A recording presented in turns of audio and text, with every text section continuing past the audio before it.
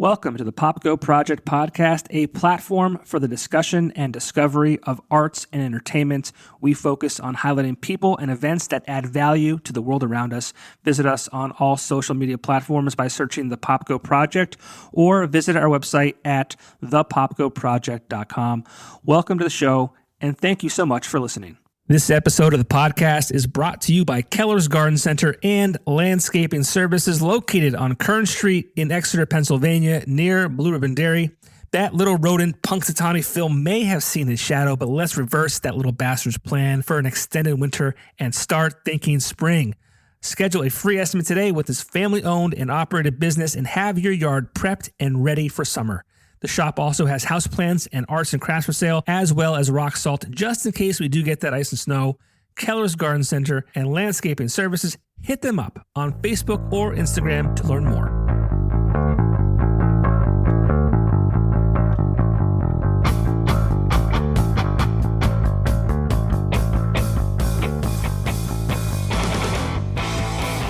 Welcome to the show. A new band in the world. Awakening Autumn. How you guys doing? Doing good, pretty good today. How are you? Good. So I was fortunate enough to be, you were sent my way from a mutual, I guess you can call them friend. I guess, well, they're more of your producer, I guess you could say. Friends of mine. I'm sure they're friends of yours too, but Kulick and his partner April, both very talented musicians, and they've also got into the producing game of other artists. So I'm thankful for them to sending you my way, and you've got a new single out called Break My Teeth. So I wanted to talk about that, but you guys are new and you seem very young.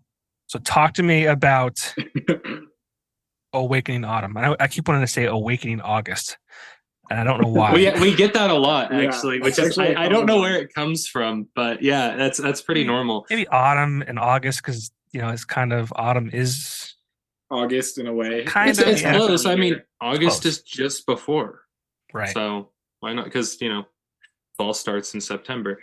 Yeah, September 22nd to be exact. And I know that because that's my birthday. So that's part of where the band name came from. Part of it. It came from all sorts of things, though. I mean, I always really liked the season even before finding out about that, and so I don't remember the day I came up with the band name, and so I don't actually remember why I came up with it. I just make assumptions.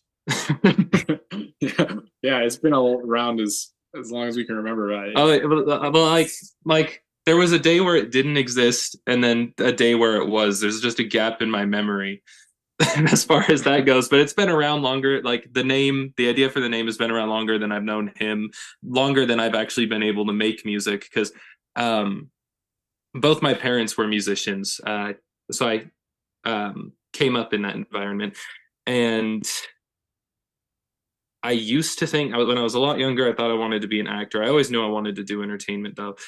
When I started to want to do music, before I could even play it, I was already thinking of band names. So before I could play, before I knew anybody, before there was a band, I had thought of all sorts of band names, and a lot of them much worse than others. Yeah.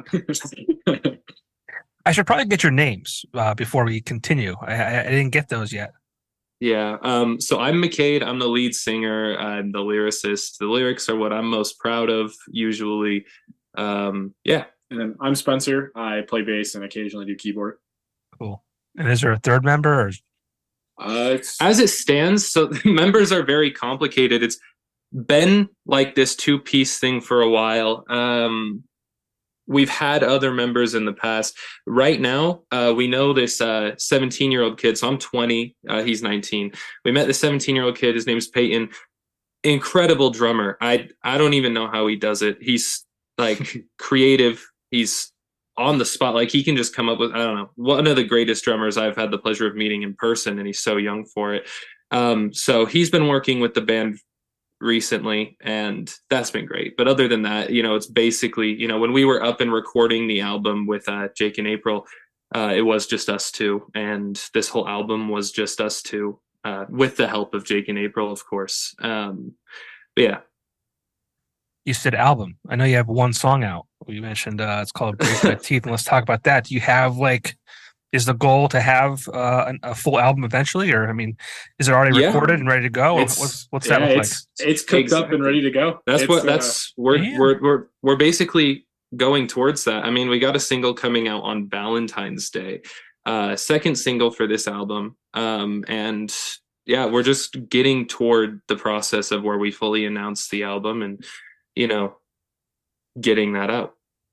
All right, cool. So this will probably air the week after Valentine's Day. So if you're watching or listening to this now, go check out Awakening Autumn. They'll have 2 singles at that point. Break My Teeth, and can you I guess you can because it'll already be out. The next single? My Insecticide. Yeah, it's called My Insecticide. Yep. Okay.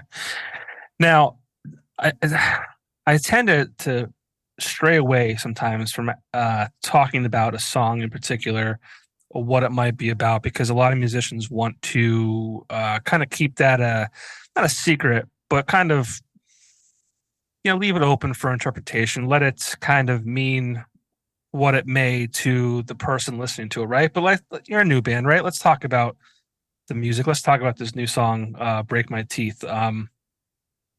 When April sent it over to me, she sent it over, and I was like, "Yep, let's do this." I really dig this song. Talk about this song. Talk about maybe why it's the first single release, and maybe writing it, recording it, what it might be about, all that kind of fun stuff. Yeah. So, a couple things.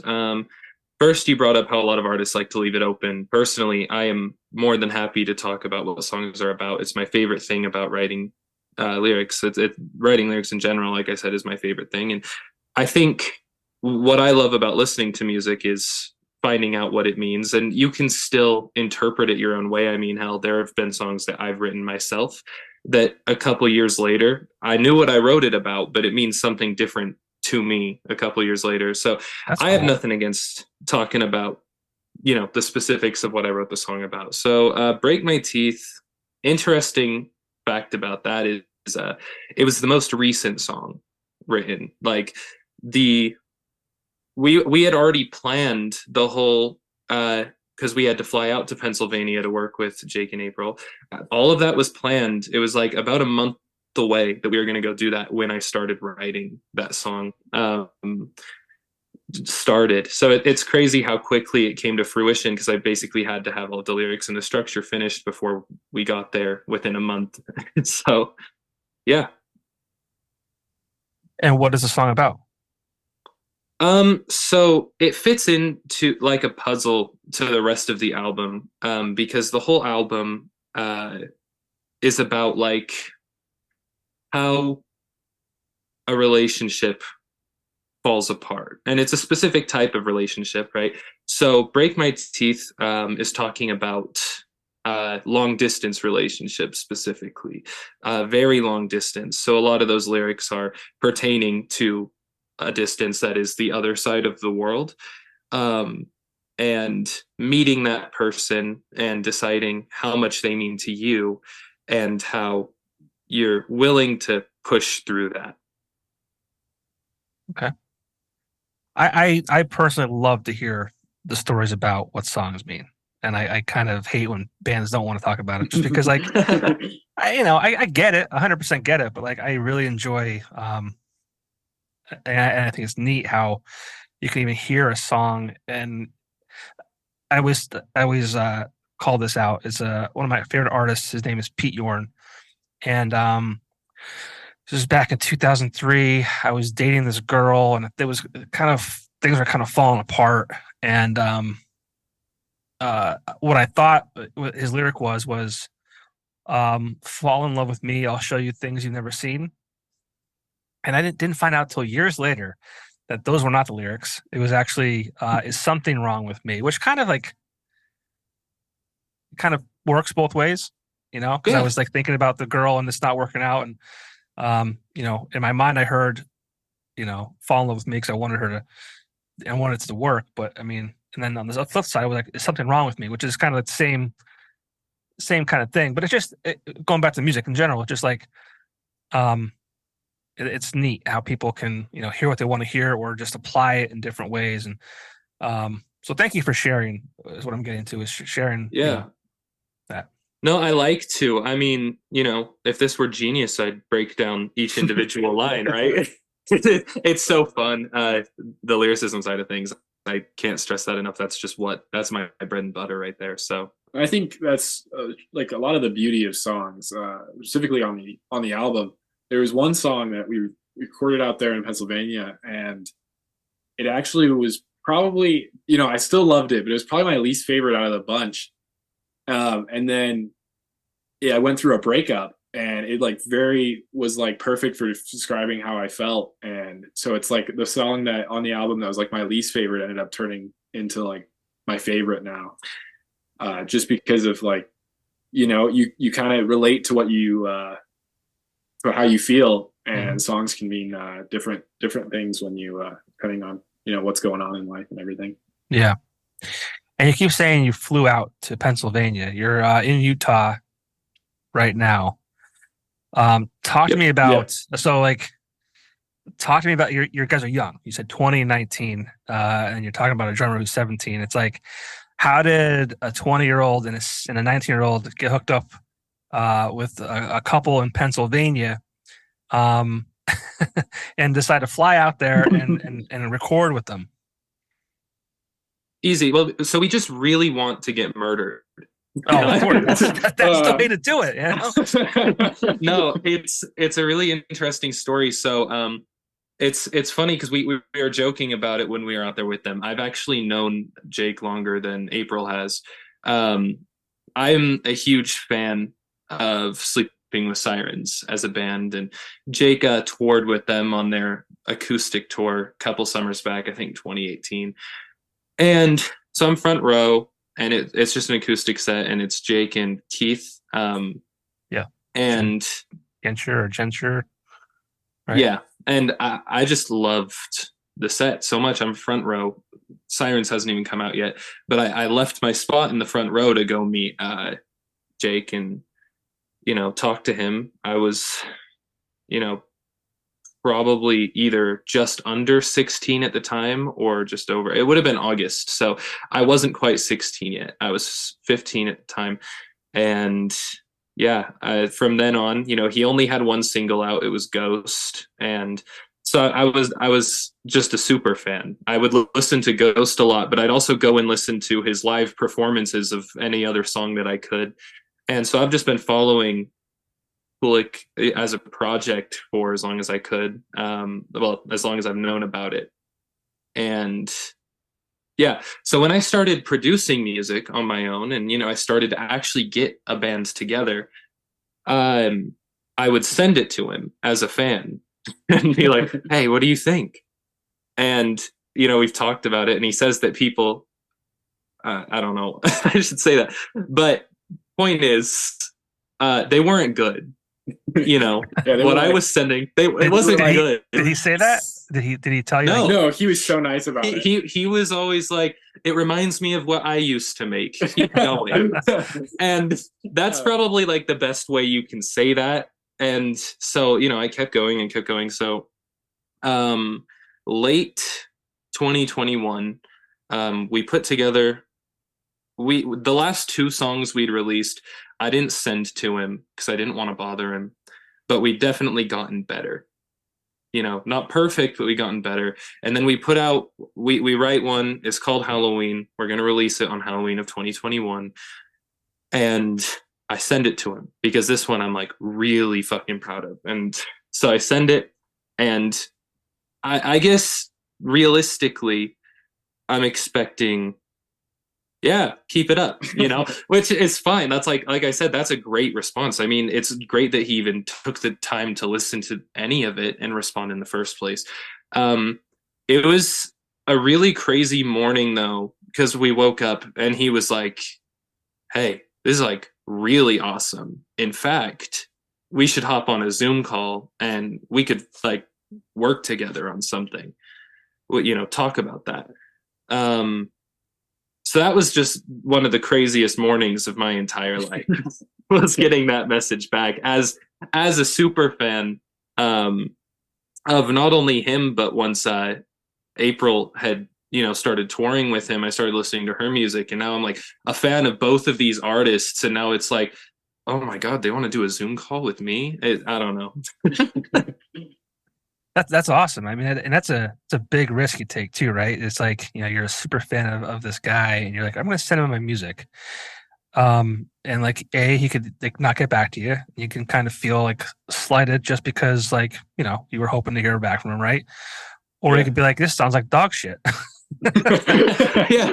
No, I'm surprised he did it, initially, because like I said, the earlier stuff they were rough. Yeah, it was super we were like rough. 15, and I don't, because I was self-producing it as like a 15, 16-year-old and sending that to him, and at the time it just sounded like the greatest song in the world to me. But now in hindsight, if I listen to either of them, I want to like cut my ears out. And so it's like three 16-year-olds. We bought Ableton's like with because the student discount. So we were still we were in high school, so we used the student discount, which I don't know if that's what it's for. I submitted a photo of my ID. Yeah, and they said yes. We submitted the student ID and they allowed it. So that's not our fault. Yeah, and so it was and yeah, we had never used any sort of music production equipment before, and we just we're working. I think we're both working at a just a cafe down the road, spending money on getting instruments. Ironically, it was a place called Cafe Zupas. It is not a cafe in the slightest. It just not in the slightest. It's lunch. It's very good. It's my favorite restaurant. It's sandwiches, soups, and salads. It is not a cafe. It's not a cafe. So no coffee. But it's called a cafe. Yeah, no coffee. No coffee. Okay. Well, I mean, I guess it's like a weird middle ground. Do you have to have coffee to be a cafe? I mean, to me, I would assume there's coffee, or at least some I assume that's what a lot of people who come from out of town say. They would try it and they'll be like, I expected to get a coffee there. and Zupas means soup, right? Okay. Or Zupa means soup, so the restaurant is called Coffee Soups. Okay. Which is if you translate it. But it's fun thinking back on now, or we were just 4 or 5 years ago now, we're sitting in his basement, and we've got our equipment that we're slowly cobbling together with our paychecks from this part-time gig, minimum wage job on the side. And it's nice to know how far the music comes since then. Already. I mean, it's like in some ways it feels like we are nowhere yet, but at the same time it's like we must have been below nowhere then, so it's like looking how far we are from there, it is already just nuts. Yeah, but I mean, you're still so young too. You have so much time to keep getting better and better, and that's what's cool to think about. Like, you're at a level now, like you're talking to guys like Kulick and April who have been doing this for a while, and Kulick was signed to RCA and all that kind of stuff. Like, obviously you've got something if he would take the time to respond to you and then go a step further and say, like, let's work on this together. And I love his response. Like, so I have no musical ability at all whatsoever. Like, I couldn't even tell you any Someone kind of say the same about me. No, I know I literally have zero. Like, I like music theory. Like, if you said a term, I probably wouldn't know what it is. But I like to think I have a good sense of what sounds good and what's appealing to an audience. And I say that in I've had a lot of bands like present me their music before they release it because they value my opinion for whatever it's worth. It's kind of weird, but I've people will send me stuff and I'm like, this is dog shit. I can't see that. So I love his like, oh, that sounds like when I first started. Yeah. It's like he kind of says it's not great without saying it's not great. But it's not abrasive like that. It's also still like a compliment of being like, like you can do this, keep going. Right, yeah. Right. Yeah. It's awesome. And what you said about feeling like you still have a sense of what's good and what's not. I feel like, there's a lot of truth to that, just in people who, music is something that is built into us. You get a baby and you play a song, they can bop their head to the beat. Like, and with no understanding of what a beat is in the first place. It's all stuff that's built into us to some degree. And, before I knew anything about music, I would listen to songs that had shitty production, and I wouldn't know what shitty production was, but I could hear it. You can hear, you don't know why. You don't know why it sounds like garbage, but it's like, this sounds like garbage, right? And so I feel like to that degree, it's built into you, And so I think that's completely valid what you were saying. And especially true with, creative type people, regardless of what you're working toward. I always say that I'm not creative either. And then people, when I say that, people are like, well, what are you doing now? You're being creative now. It's like, I guess, maybe. I mean, I'm just talking. And I'm letting the creatives, talk about being creative. I'm just kind of giving them a platform. But I'd say what you are doing is inherently creative, but that, that's just my opinion. I'd say the mug is very creative. Oh, you like that? Yeah, I want one of the mugs. I do. Yeah, so, I work full time. This whole podcast is very much a passion project for me.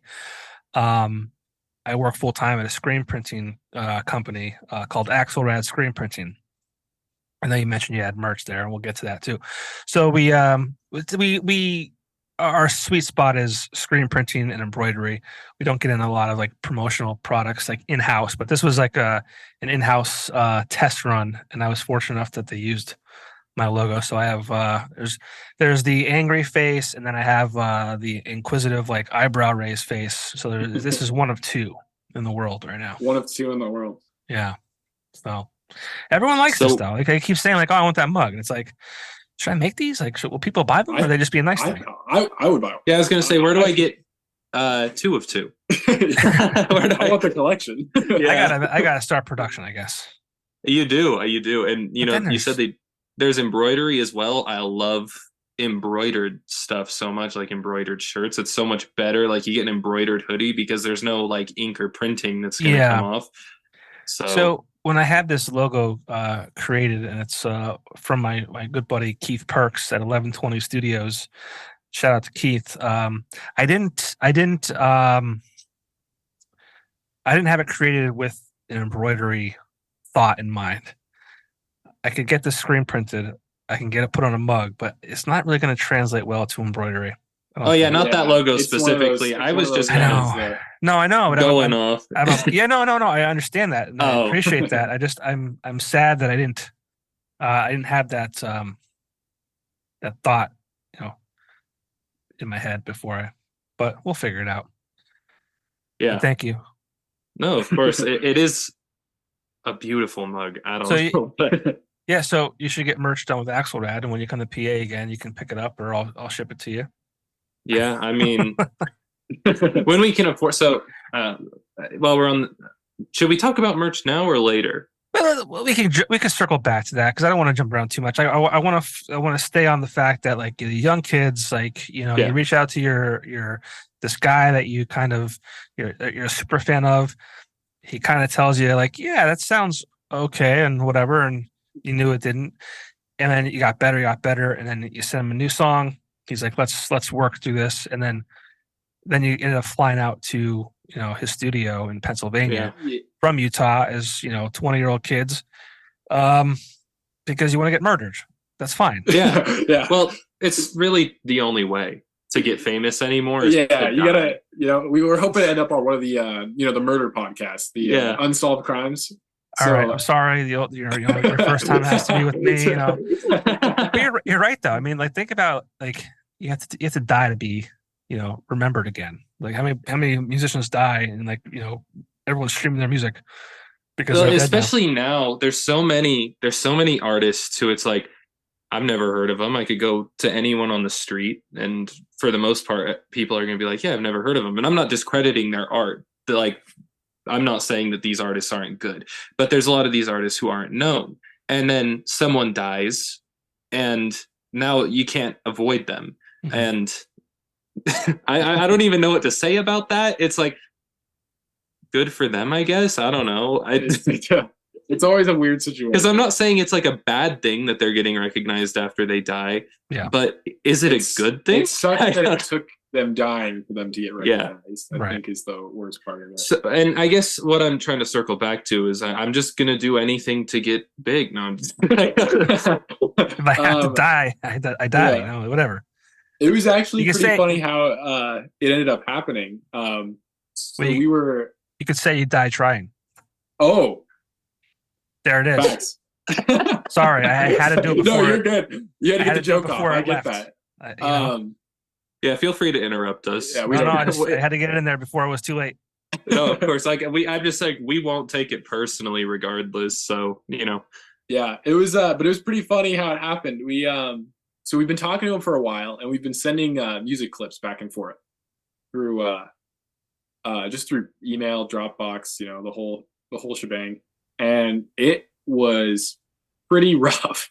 Like the exporting, importing, like over every time you send something back and forth. The creative process is so muted when you're working like that, because when you're in a room with multiple people and it's like, oh, what if I try this? So they do it, and then it's like you can discuss and you can be like, oh, that's good, but what if we did this? And it happens so quick and organically versus, hey, I tried something, I'm going to export the file and put it in Dropbox, listen to it and tell me what you think, and then I'll be like, I'm at work right now, I'll listen to it tonight. Right. And so we talked about it, and eventually they were just like, I don't know actually, how did it come up? It was just kind of like a thing that came up at some point. I personally brought it up because initially they said it was possible when we first started working with them. We worked with them remotely for a couple of months, and I got on a call with them. I was like, I think I'd rather fly out there. It's terrible. It was not working very well. Yeah. And so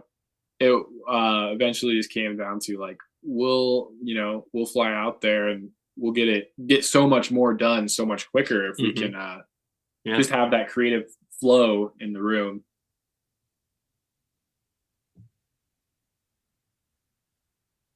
Did I lose you?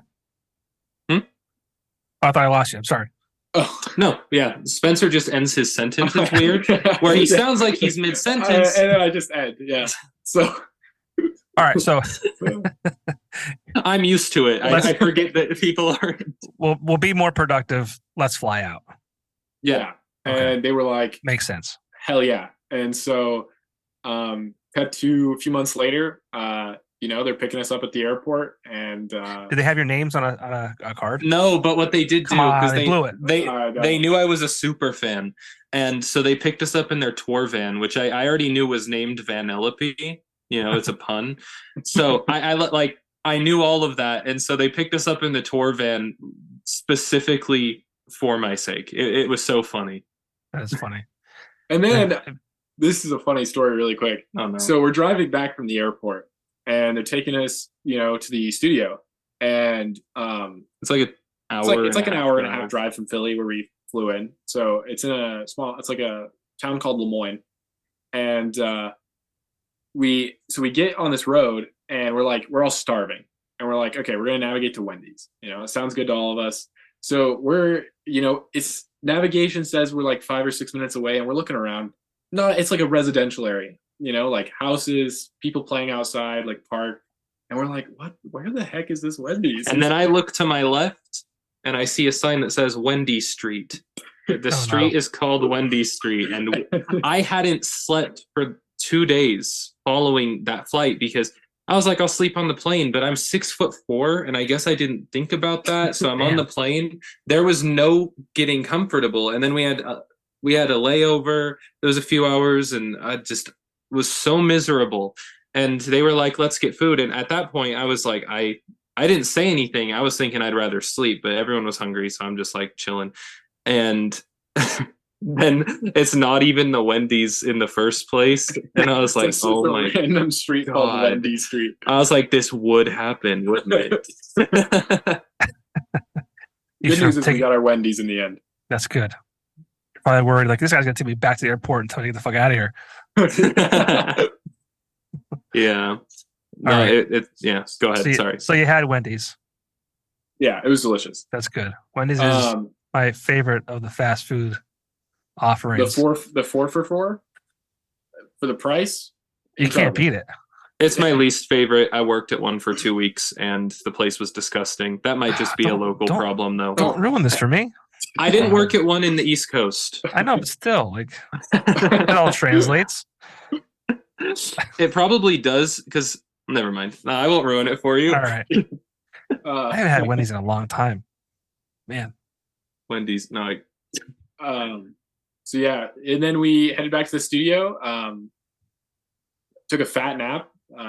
One of the best naps of my life. We didn't. We watched South Park. Oh, that's right. Mormons. Yeah, they were like, you guys, we've never seen South Park. Neither of us. Well, I knew what South Park was. I just never like sat down and watched it.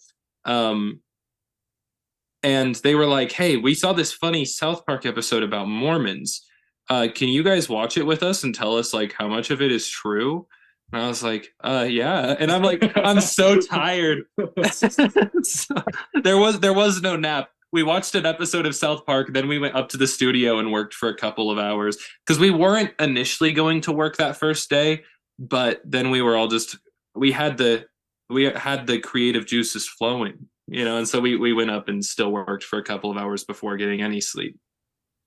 But that sleep that you had was the best sleep of your life. It was the best sleep of my life. Sure. I was on a couch. I struggled to fall asleep. I slept for like 3 hours tops and then was miserable the next day too. But then the next night was the best sleep of my life. You finally crashed.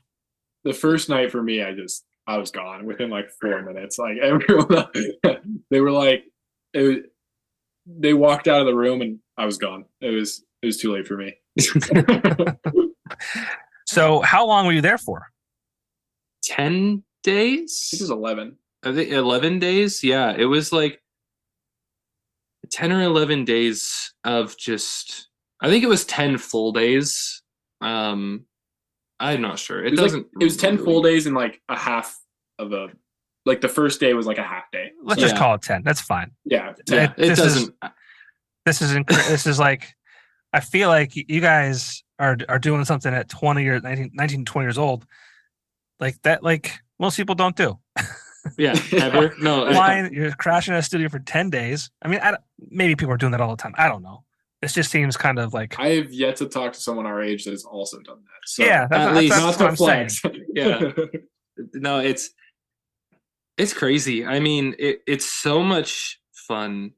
But it's also like getting a tattoo in a way, because I love getting tattoos, but actually getting the tattoo isn't the fun part.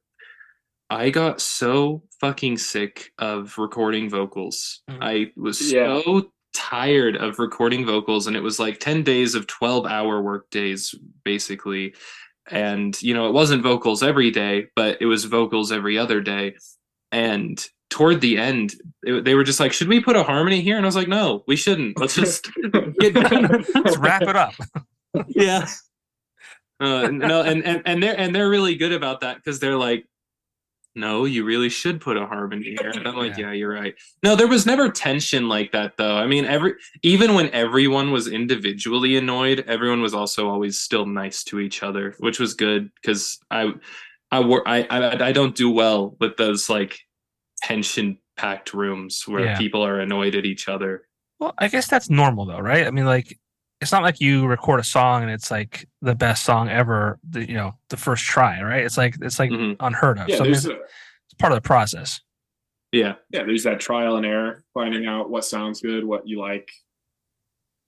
No, personally, everything we did was perfect immediately. No, So you're there for 10 days. How many songs did you end up recording? 6. So we did with them 10 songs total. We did 4 songs remotely, and 6 up in Pennsylvania with them. Yeah. Very cool. And they're all done, ready to go. Yeah, it's great. Yeah. I don't know if you know much about Kulick, but that guy loves his ice baths.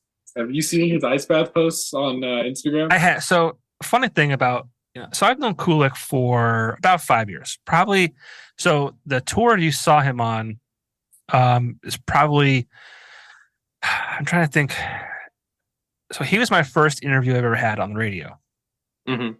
So imagine me. So like that was I started my radio show in 2017. And I think he was in our studios in 2018.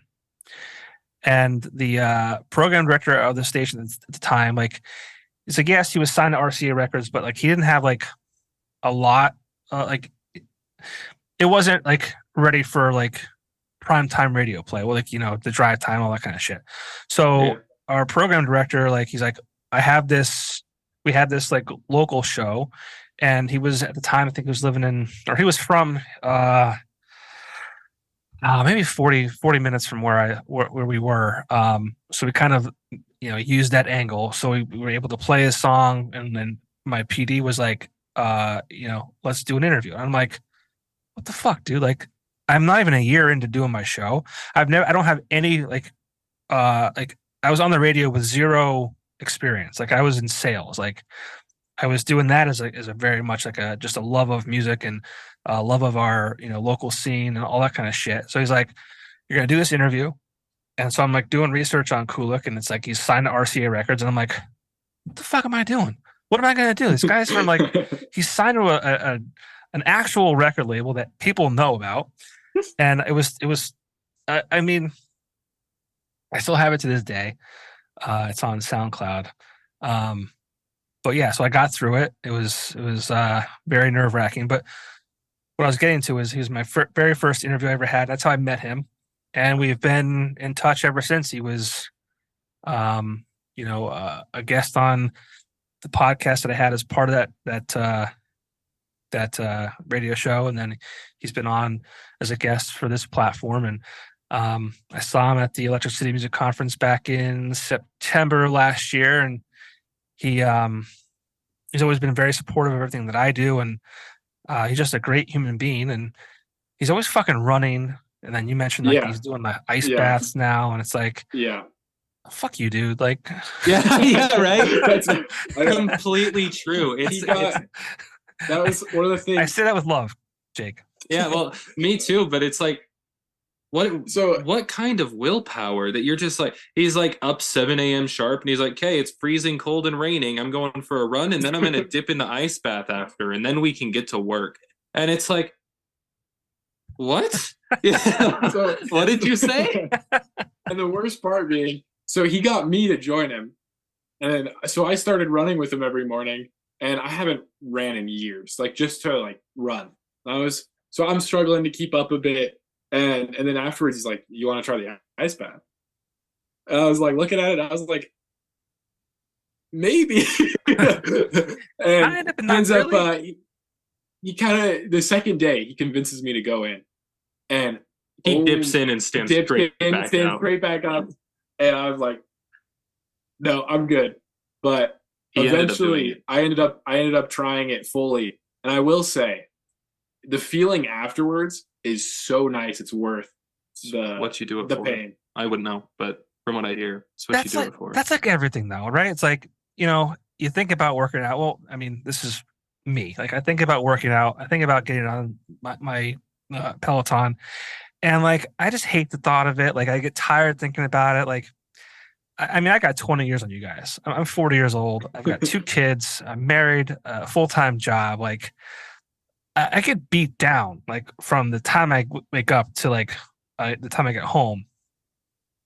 And the thought of like exercising or anything like that is just the last thing I'm thinking of. And it's just like miserable. But like, if you do it and you get through it, it's like, man, that felt fucking great.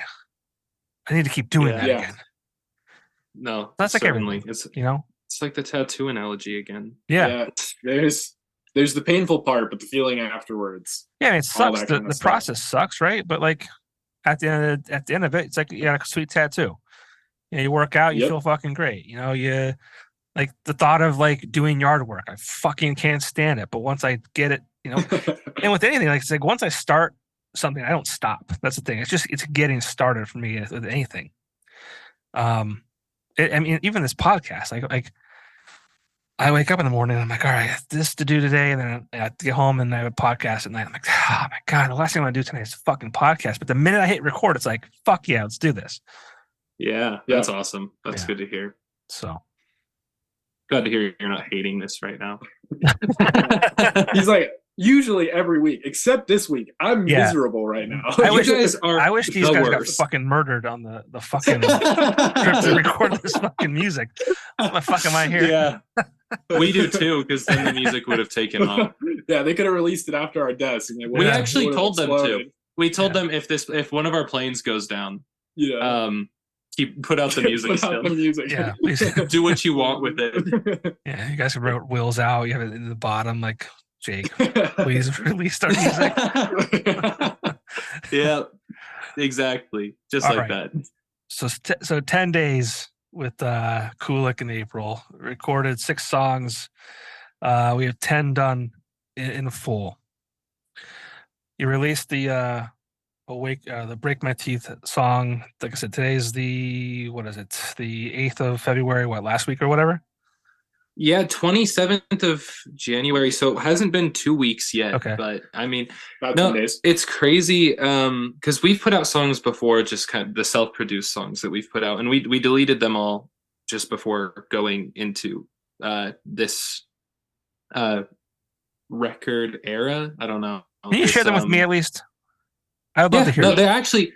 They're all on SoundCloud still. Okay, cool. So it's I'm not hiding them from the public, but as far as something like Spotify and stuff goes, sure. I wanted the slate clean there. But everything that we've done is on SoundCloud because I don't want to hide it. I don't want to pretend that it doesn't exist. Y'all come from somewhere. That's where we started, and we're still proud of that. And is it under the same name? Yeah, it's Awakening Autumn. So I think there should be 5 songs on there, ranging from when I was 15, and up until more recently, the one from late 2021 Halloween, which I was talking about. We have a song called January on there. It's fucking dog shit. It's. I can't wait to listen. It was experimental. It was like, I don't know what we were thinking. I genuinely cannot recall what in my head was yeah, this is good. Release it. This. I don't know, but all of those songs that are on the SoundCloud, except for January, are actually redone on this upcoming record. Cool. That's awesome. So, yeah, that is good. And, while we're actually on the topic, the whole reason I went on that little tangent is, we've done releases before and whatnot. It is crazy, though, that, with Break My Teeth having come out, it's broken... In the first week, it broke 2,000 plays or streams just on Spotify. I don't know about other things. And, I guess to a lot of people, those numbers don't sound super big. But what's crazy about it being in the first week is none of the other songs we ever put out ever broke 2,000 on Spotify. After being out for years. Yeah, years. Never broke 2,000. Some of them didn't even break 1,000. And so just it is crazy with the reception of Break My Teeth. And it is so funny to say this, but at least, I made the final decision and I owe it to his boss. Where he works, his boss is so invested in our music and it's so funny. Such an awesome guy. So funny. His name's Nelson. And when Spencer was showing him everything early. Really, to preface, during my interview, he one of the first question he asked when I sit down, he goes, "So you're in a band?" Yeah, because you put that on your I put it on my resume because fuck it, why not? And so he just goes, "So you're in a band?" And I'm like, "Yeah." And he's like, "You have any songs?" I was like, "Sure." And I pulled out my phone and let him listen to one. And then he just continued the interview like nothing happened. He was like, "That was incredible. I loved that." And then he's like, "So what experience do you have?" Yeah. And so Nelson, we have a band account and then I have my personal Instagram account. So, we've been speaking with you on the Awakening Autumn band account. And he started messaging that to get a hold of me. And he's like, "What do these lyrics mean? What do these lyrics mean?" And he's like, such a nice guy. He cares so much about the music. He's genuinely passionate about it and cares that he was actually such a huge help in getting this record done, period. Letting me I was 2 months into a new job when I took a week and a half of PTO to fly out. And he was totally supportive.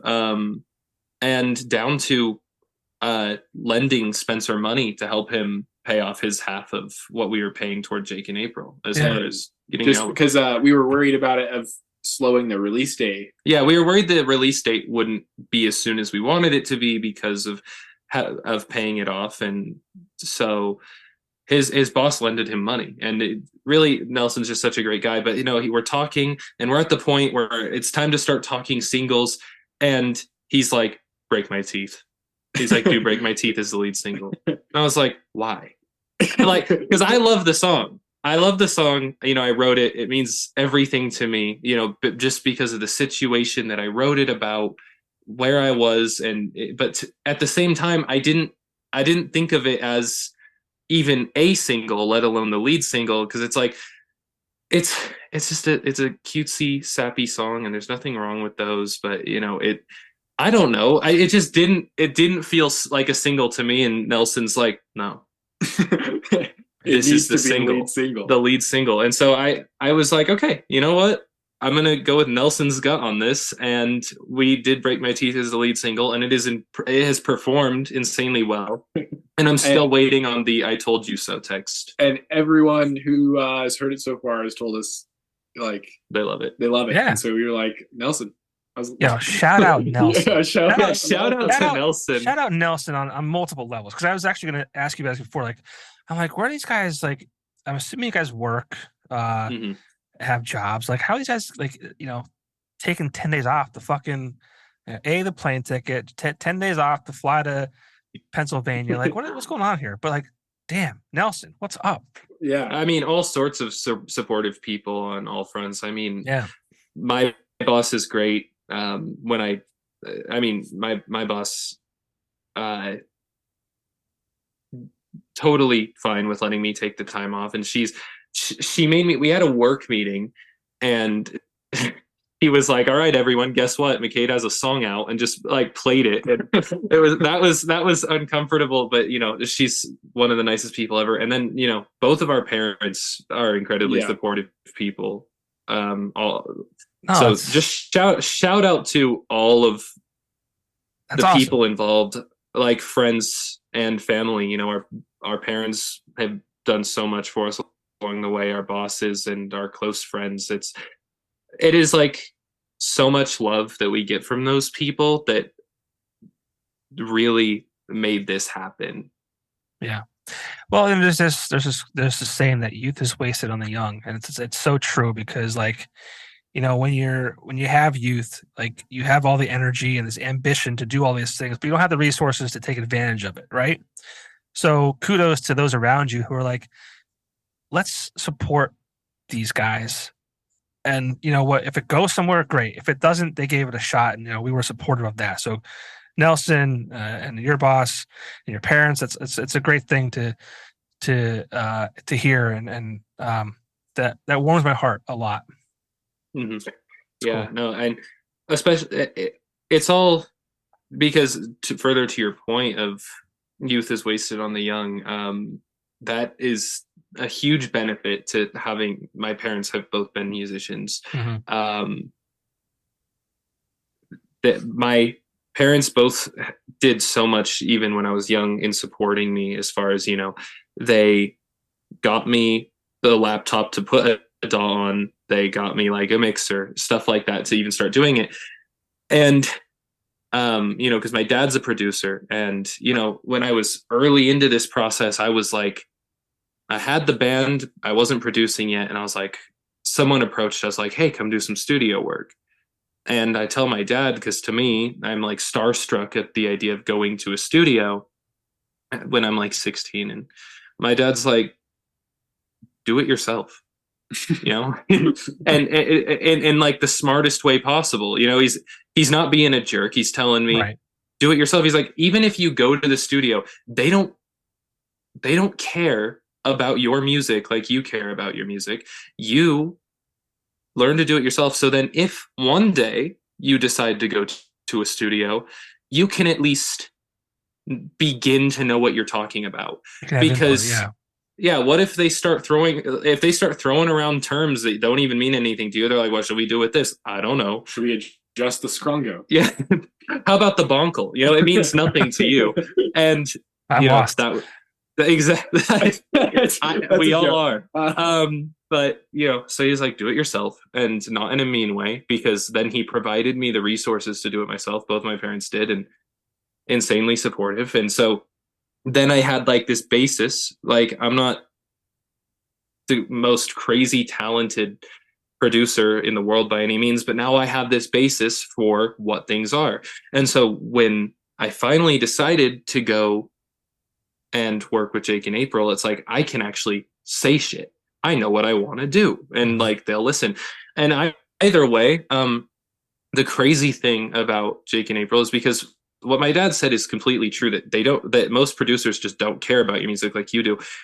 When you go and work with them, though, they really do care as much as you do. And like, it's not a facade. You feel it. Like, they care. They love creating it with you. It is. They don't mind going, yeah, that's dog shit. It's like, they're like, we don't like that idea, but if that's what you want, we'll do it.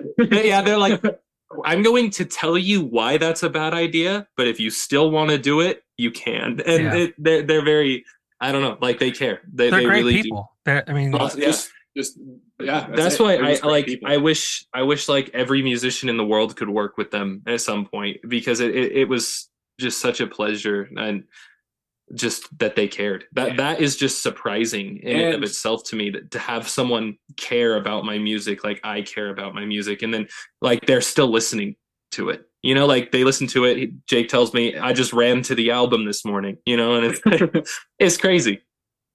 Not only that, it was also the ultimate fan experience. Yeah, how about it, right? Yeah. So they say never meet your heroes, but it went fine. It really did. We kept saying that, like, the entire time we were there as a joke. Anytime like, anything would happen, we'd just say it was an ultimate fan experience. I remember the funniest one to me is, I'm a huge gamer. Like, when my relaxed time, I'm playing video games most of the time. And Jacob plays a few here and there. And so I'm sitting there, and he's making me play. He's having me play Call of Duty, the Battle Royale version, the Warzone. And I did not like that game, but I didn't understand it. It was a big reason I didn't like it. And so he's sitting there, and he's like coaching me. He's like, "Oh, don't take that fight. Get away. And I ended up winning. Oh, and I was like, ultimate fan experience. The only time I've ever won. He had us try on his hearing aids. That was funny too. So just a crazy, surreal experience. But yeah, total digression, all of that. The point is, so much love and support from so many people, you know, especially my parents. And yeah, it's that, like, we are very lucky. You know, we do put in so much hard work, but so much of it wouldn't be possible without those people. Definitely. That's awesome. It's so awesome to hear. So let's talk about it. Like, you have 10 songs. You're releasing another song on the 14th of February. Yes, sir. What are the plans for 2023? Are we releasing like 2 more after that, even, and then the full length, or yeah, 2 more after that, then the full length album? You nailed it right on the head. So, like, I've done this weird. before. Damn. You know, I'm more than comfortable to talk release dates, honestly, because to me, we're not famous, and any press is good press, right? And so, but like February 14th, and then I think March 3rd, we've got a 3rd single coming out. And after that, I don't know specific dates, but I think by May, the full album's out by May. I think if it comes out later, sue us. Don't quote me. Do that, yeah, for misinformation. That's where it's at. So my Insecticide is out February 14th. It is one of my favorite songs that we did up there because of how it turned out. Because what I'll tell you is, it was, when I went up there, it was every intention of being a softer acoustic song. And it is so funny. When we recorded the song before that, we were using an effect called Bit Crushers. And we loaded up we were done working on that, and we go to start working on my insecticide. And I'm like, all right, guitar chords are these, and Jake records them, tries it real quick, and then he plays it, and the bit crusher was on the track on accident. But it sounded so fucking cool. So this song that was meant to be a soft acoustic song, you'll hear it. It is not like that. It is not that at all. And that's awesome. I mean, another. Yeah, no. Maybe that's what I love about it so much. We talked about having, or being in a studio where things kind of happen organically. Like, perfect example, right? Yeah, no, exactly. And yeah, I don't know. That's why I love it so much, is because I know what I wrote, and now I've got this thing that sounds nothing like it, but like in a great way. Yeah. Because I don't know. That's what I told them there. A lot of songs, it's like so many things turned out in a way that I hadn't initially pictured it, but it turned out better, and that's a great feeling. Yeah. Well, and now you can revisit that song and maybe do it the acoustic version. Yeah, live or something, coffee shop performance. I don't know, something like that. Completely possible, and it is fun. Yeah. So as far, I mean, you're planning on releasing this whole thing in May. I mean, are you guys like actively performing shows? Is that on your radar? Or is that a plan? Like, what's that? Yeah, eventually that's a plan. I mean, we've just got a few things behind the scenes to figure out before we do that. But we don't have shows planned right now or anything like that. But that is definitely in store as far as 2023 goes. Awesome. Yeah. Well, that's exciting, man. I'm excited for you. Like I said, April reached out and I heard the song. I'm like, yeah, let's do this. And this has honestly been one of the most fun I've had in a few weeks doing that. I mean, I love doing all of this every time, but this is a lot of fun. And you guys are from Utah, right? Yes, sir. Did you guys see the spy balloon? Was that over you at all on its way to Montana? It might have been. I didn't see it. I wish that I had known there was a spy balloon, because then I would have looked personally, and I would have got a BB gun that wouldn't have reached that high to begin with. But like, it's all about the imagination, and it's the thought that counts. And I would just shoot at the sky. I've been obsessed about the spy balloon since it was announced that was going on. I read the article and I was like, I thought it was a joke the first time I saw the article. It seemed like a meme.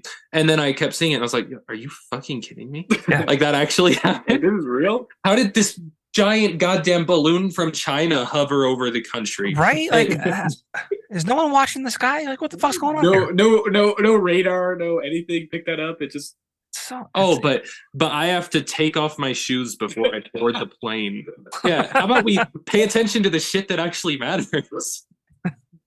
It's amazing. It's like and there's probably shit that we're not being told. I'm not a conspiracy theorist, but like, come on. I'm not either, but there's always stuff you're not being told, and that's not a dig at the current administration or the last administration. The government period is never going to tell us everything. Everyone's just lying to us. Trump, Biden, anyone. They all hate us. Yeah. Especially China. Fuck. Especially China. I don't know. Yeah. But I've been obsessed. I feel like, and I'm not saying that I want to go to war or anything. Oh. I'm just surprised that something like that doesn't lead down that road. So I'm not saying we should go to war. I'm saying I'm surprised there was not as much backlash. Yeah, like they're just like, China's like, oopsies, and the US is like, yeah, it's fine. And it's like, that's it? That's like, again, I don't want to go to war, but that's it. Yeah. Well, it was interesting. It's like, oh, this it blew over by accident. Sorry. And then it's like, okay, well, we'll let it hang out for a couple of days. No big deal. And it's like, oh, wait, let's shoot it down. And then China's like, oh, how dare you shoot down our fucking balloon with surveillance equipment on it? How dare you? Yeah. I don't know. I am prime drafting age. So like, if they can just wait a bit before they really let shit go haywire, that would be ideal for me. Yeah, I'm good. They're not taking a 40-year-old fat dad. Yeah, So- I mean, I think personally, if it came down to it, I would be fine without my right leg. And then what are they going to do? Oh man. Oh shit. My right foot has this weird mole on it anyway, so I might be like avoiding Yeah, I may want to get rid of that. some Just cut it off. kind of just take the whole leg. It might it's like zombie. It's like the zombie movies, right? You got an infection, a bite, and you got to take off the whole leg. Stop it. Yeah, and then I can't get drafted against China, which they've got balloons now. Yeah. So that's terrifying. High tech shit. And some real high tech shit. I know this is going to air after this is going to be this event will be over, but are you guys football fans or no? Oh yeah, I watch the Super Bowl. Okay, I do not follow anything else, and then the Super Bowl happens, and I pick the team. I just pick a team based on their name, and I'm like, I want this one to win. And you know what? The weird thing is, they usually do. Okay, so who you got? Like, Chiefs versus Eagles. Who you got? I'm gonna say the Chiefs. Wow. Just based on names, I don't have I don't have an opinion on the players as long as it's not Tom Brady. No, he's on the Buccaneers now. Yeah, he's actually retired now too. So yeah, supposedly again. Supposedly, I'm a huge Packers fan. Okay, but I'm hoping the Eagles win. So I have a friend who was like, "You're rooting for the Steelers now." A couple of years ago, and I was like, "Okay," and I haven't looked back. So if the Steelers ever end up in the Super Bowl, that'd be great. Because if I had to pick one team, I'd say the Steelers, specifically because I was instructed to do so, and I'm nothing but a guppy that follows orders. So it's the wrong PA team, though.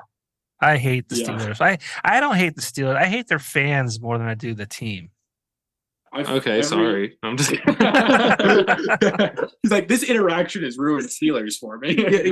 He's like, oh, you like this? Click, and he never airs the episode. Yeah. Well, you'll never be exposed to my 5 listeners. Well, actually, in your bio, you have Breaking Benjamin in your bio. Did you interview them? Well, I interviewed the bass player.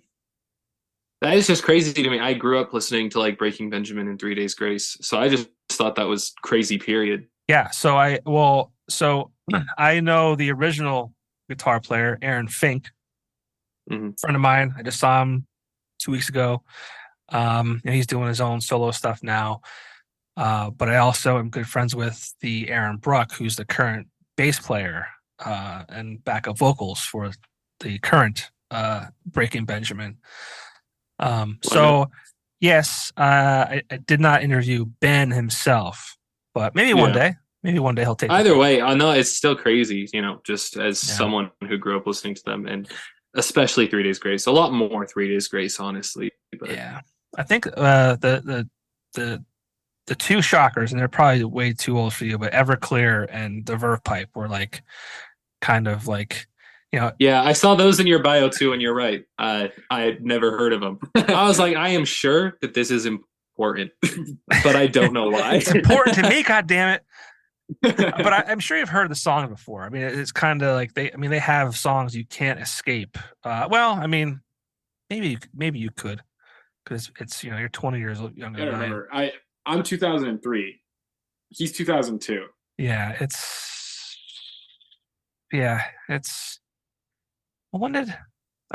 Everclear had a huge song called Wonderful, which was 2001. But Santa Monica, I feel like you probably heard that by accident. Yeah, well, I basically wasn't sentient till I was 5. So, 2001, and then I was born 2002. So whatever stayed popular, but I don't remember. Yeah, but I guess, that's true too. I don't know. I might have heard it. I don't recognize anything by name. I just... If you put it on, maybe you know. In any case, so I'll get back to you on that. Yeah, let me know. But no, so if you told 15-year-old me, who was freshman in high school when they were massive rock stars, that, 38 or 39-year-old me would be interviewing them one day, I'd be like beside myself. So it's like one of those things. It's like, yeah, am I catching them on the way down? Maybe a falling star. I mean, I don't feel that way, but I mean, Get a high five. the reality situation is they're not as big as they were in the late 90s, early 2000s. I think they know that. But Cold. I interviewed Scooter from Cold. Nice. Man, I don't know who that is either, but that is cool. That's Cold. It's Cold. But I mean, that was, they had a huge song in 03. Again, you were barely. I got to ask, what was your first concert as a music enjoyer? So my first concert was actually Dave Matthews Band. That's so funny. There you go. My family had tickets to see the Dave Matthews Band, and they fucking sent us the ticket cast in resin, and I was like, that is so pretentious, and I love it with everything in me. Like, I am not shitting on Dave Matthews Band by any means. That is just hilariously pretentious and cool. That's the kind of pretentious we hope to be. Yeah, exactly. We want to live up to that. That's over the top for no reason bullshit. Yeah, and the one thing that I want to avoid that the Dave Matthews Band did, or at least their tour van manager did, was dumping all of that waste on a boat of people. You ever hear about that? I did not know. I'm not a huge Dave Matthews Band fan. My girlfriend at the time was a huge like nut, like wacko, and that's why. But no. So what happened was, I think it was in Chicago. Their not van, but their RV, whatever, the RV they were in. Whoever was driving it dumped all of the waste from the bus over a bridge right as a boat was going under it. And that is crazy. That's shitty. Ain't it literally? Yeah. Mm-hmm. Personally, my first concert was Rush. Okay. Yeah. Which Solid is interesting for a person your age. Yeah, well, my dad's favorite band in the world ever is Rush, and that makes sense. He's seen them every time they've been to Utah since '83, I think, is what he told me. And so then once I was old enough, I've seen Rush twice, and now you don't get to see Rush anymore. Right. Yeah. Great shows. I have a funny. Yeah, go ahead. My first band. Your first band. My first show was a smaller band called Water Parks. Water Parks? They're huge. Yeah, they're huge now. But at the time, they were pretty small. Water Parks? Have you never heard of Water Parks? No. I guess it's not like they're like the biggest band in the world. I mean, they're no Dave Matthews Band, but they're a trio of guys. They're charting like all the time. They have songs with like Black Bear and shit. So they're big. I'm looking forward to checking them out. Yeah, I love them. Great fellas. We've met them a couple of times. I've sat on two of them. Yeah, he has. We got VIPs, and I went up to the lead singer, and I was like, it's like meet and greets and photos. And I was like, what pose do you want to do? You pick a pose. And he goes, sit on Jeff. Let's sit on Jeff. And so Jeff lies down on the ground, and we all sit on him. And that was the photo. And we were the last people in line. And it's so funny because all the other people who've already done their VIPs are looking back like, what the heck is going on over there? I wanted to sit on Jeff. Do that. Yeah, that's another band I found because they opened for Sleeping with Sirens. That's cool. I listened to a lot of bands because they opened for Sleeping with Sirens, which is really funny. I have a cool Dave Matthews Band story. I was actually in Disney 2007. And this is when I was a young man, 25 years old. And I don't know if you've ever been to Disney before, but like it's I don't even know what park we were in, but like there was a small street and they had like a kind of like a parade going down. So we're waiting for the parade to start, and I look across the street and I see this guy who looks just like Dave Matthews, and he's with his like family and his kids. Has anyone ever told you? So I'm across the street and I look at him and like I give him a face like are you Dave? Like we had a whole conversation with each other without saying a word. So I look at him like, all right, are you Dave Matthews? And he kind of gave me a nod like, yes, I am who you think I am. Don't fucking bother me. So I was like, I'm not one of those guys like you're with your family. I respect that. Like, I'm like, I think I just saw Dave Matthews, and I know it was him because somebody else that I knew was also in Disney, and they posted photos of them with Dave Matthews because they weren't as nice as they respectful. Yeah, exactly. I've never ran into any celebrity in public, but we had giving them a little salute. We were close. We were at work one day at that same place we were talking about earlier, Zupa's. And there was another location in a city like 20 minutes from us. And they were like, our manager comes in and is like, Demi Lovato is in the Orem location. And we were like, wild. What does that do for us? Great. Yeah. So exciting. I don't know. Yeah. That was the closest I've ever been to meeting a celebrity in public. In public. I ran into one.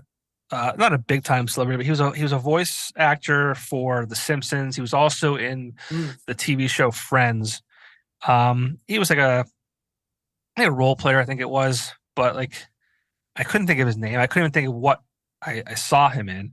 I was in Cape May, and we were like a little like shop in Cape May, and I was like, "This has to be the guy." I'm going to ask him, and I said, "Like, are you the guy? Are you that actor guy?" And he's like, "No." I put his head down and walked away. And I think I know it was him. I know for a fact it was him. 100%. But he was like he was, and I wasn't going to bother him. I just kind of wanted to know for myself. Yeah. I wasn't gonna be like, "Oh, can I take your picture or whatever?" Like, I'm cool with the whole like you're with your family. I don't want to bother you. You're on vacation or whatever. But, yeah, that's it. Which is reasonable. That's the way I think everyone should approach it. I mean, me personally, it would be great if someone came up to me in public, but and said, "Are you that guy?" Yeah. In Awakening Autumn. That would be ideal. That would be really. I mean, I had one thing happen. Because I have the logo tattooed on me, on my wrist. Okay. And I went to dedication. His is way fucking bigger. Dedication. I don't know why he got his so much bigger, but whatever. No, I went to a gas station. I pay. And this guy's like, "I like your tattoo." I was like, "Oh, thanks. It's my band logo." And he goes, "I know." So he didn't say, "Yo, I love your band" or anything like that. And I didn't. Yeah, that's the story. That's where I just no idea who he is. Just I know. Well, speaking of logos, and we'll wrap it up after this. But I think you're wearing your. We talked about merch before. You got your logo on the shirt. Yes. Okay. Yes, sir. All right, very good. And that'll be available, I'm assuming, along with the album release. We are hoping to actually launch it with my insecticide on February 14th. Okay. So if all goes well, once this episode is out, the merch is going to be. The idea is going to be t-shirts, hoodies. It'll be easy. Look, we got this easy. We got the domain and everything. It's awakeningautumn.com. Awakeningautumn.com. All there. You can get the merch there. Currently, it'll take you to a site that's password protected. Not ready yet, but it wouldn't be hard to guess the password. On the 14th, it's going to open up fully. We keep making jokes because we're still doing a little bit behind the scenes tweaking. But one of the things I will tell people is right now there's a white on white T-shirt. We're fixing that. I don't know that I want to fix that because it's so funny. So the T-shirts we got here, you can just order in any color with the print on it. And the display is the white T-shirt with this white print on it. Sure. And that would be so funny to leave it there because you just get the all white shirt. But technically, I think it's printed. It's printed on there, and you can see there's like a slight difference in color. And we made jokes about leaving it up as like a limited time run for like 2 days, and be like, if you get one and you live in Utah, we'll sign it for you. Anyone who ever actually gets the white on white shirt is into shows free for life. So just wear a white T-shirt to the shows, you're in for free. And they'll be like, "Look, I got it," and I'll be like, "I can't fucking tell." Let him in. Let him in. Just bring him in. Every show would be full of white T-shirts. Yeah, we have to design the rest of the merch. So, like, what's a cool merch item in your opinion? What's something we should get on there? Oh man, I don't know. We got a hoodie and we got a T-shirt. You could do cool hats with that logo on it. Like a nice embroidered hat. Ooh. Yeah. Can With we do the- embroidered? I think so. With the company we're working If we can do embroidered, an embroidered hat with the I insect, want an embroidered hoodie. you can't get them. You can or can't? I don't know if our company does them, but Axelrad does. I have to tell you. Yeah, the company we're working with, what makes it so nice is we don't have to buy in bulk beforehand. I know. That's It's- print on demand.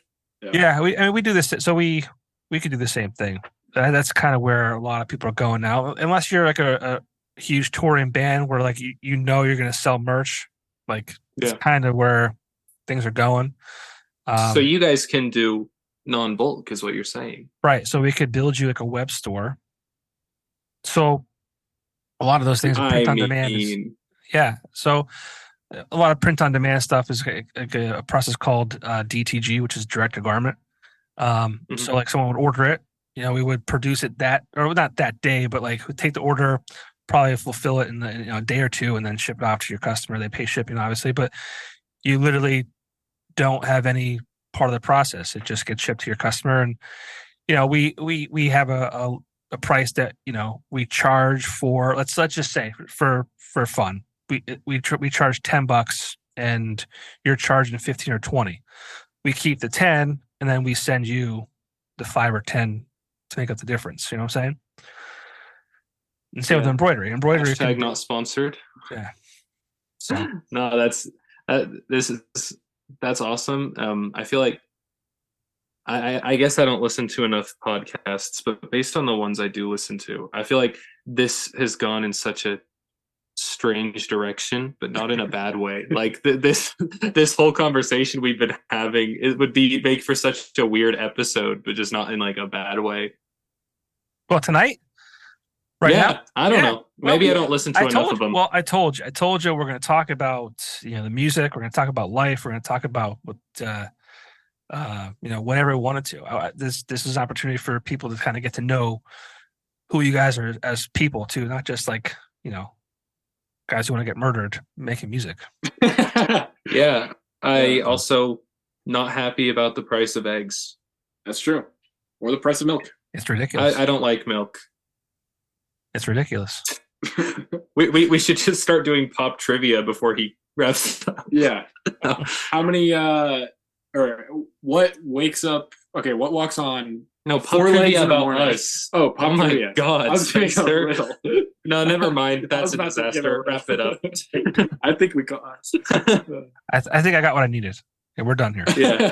Yeah. We could have kept going, but Spencer ruined it my for bad. everybody. My bad. No one will know. No one will get the goods.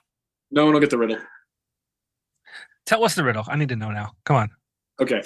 What walks on 4 legs in the morning, 2 legs in the afternoon, and 3 legs at night? Oh my God. I know the answer to this one. I don't know. Tell me. Man, What is it? man, a baby walks on 2 legs, beginning of their life, or 4 legs at the beginning of their life. They crawl. I hate this stupid 2 riddle. legs, Because middle of their life. And morning, day, and night are a metaphor for life. And Yeah, I it's don't like this. Oh, shut up. It's a Greek metaphor. I'm going to cut this out. Good. No, I hate that. I hate that. Cut a anytime stupid- Spencer talks out. That's a stupid joke. I hate that joke. It's not a joke. It's a riddle. Riddle, whatever it's a you want to riddle. call it. It's a dumb riddle. Yeah, it's like that's Whatever. why I said because he's walks on 4 legs, then 2 legs, then 3, and I'm like fucking nothing realistically. But you have to have pre-existing knowledge of this bullshit metaphor in order to answer. What do you? Oh my God. All right, this is your time to redeem yourself. Shoot, I can't think of a riddle. You're blowing it, You're done. Dude, my bad. What do you call a mushroom that likes to party? A fun guy. Die, please. A fun guy. That's not even a riddle. That's just a joke.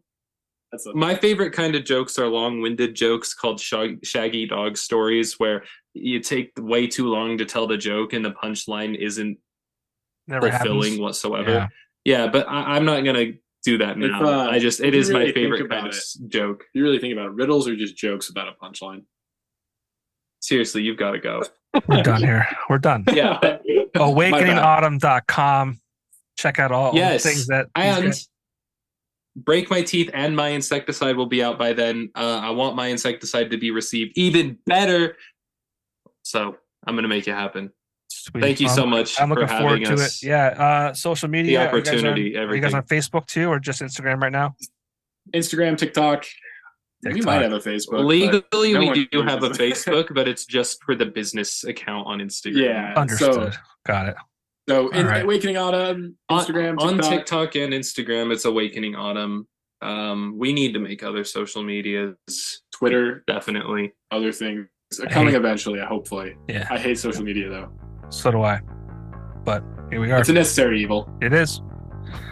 Well, guys, thanks for taking the time. Best of luck with the new single. Thank you for the opportunity, man. Yeah, thank you so much for having us. A lot of fun, guys. Thanks so much. All right. Peace. See ya.